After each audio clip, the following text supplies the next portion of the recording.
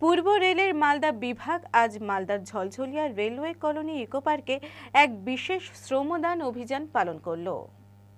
এই উদ্যোগের মূল লক্ষ্য ছিল পরিচ্ছন্নতা, পরিবেশগত স্থায়িত্ব এবং স্বাস্থ্যকর ও সবুজ রেল পরিকাঠামো রক্ষা করার প্রতি সামাজিক দায়বদ্ধতা বৃদ্ধির প্রচার করা। এই কর্মসূচিতে নেতৃত্ব দেন মালদা বিভাগের বিভাগীয় রেল ম্যানেজার শ্রী মনীশ কুমার গুপ্ত।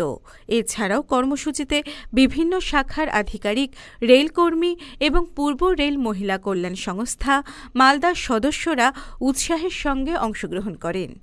ERWW-ওর সভানেত্রী শ্রীমতী মনীষা গুপ্তা নিজেও সক্রিয়ভাবে এই পরিচ্ছন্নতা অভিযানে অংশ নেন, যা পরিবেশ সংরক্ষণ ও পরিচ্ছন্নতার প্রতি বিভাগের অঙ্গীকারকে আরও জোরদার করে।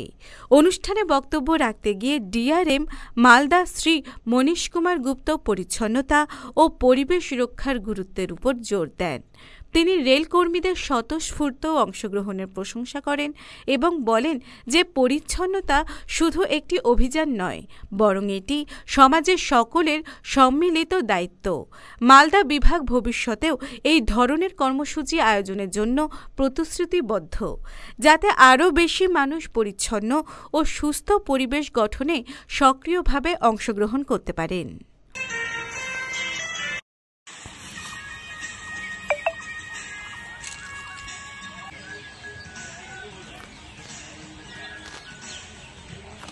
Malda Today।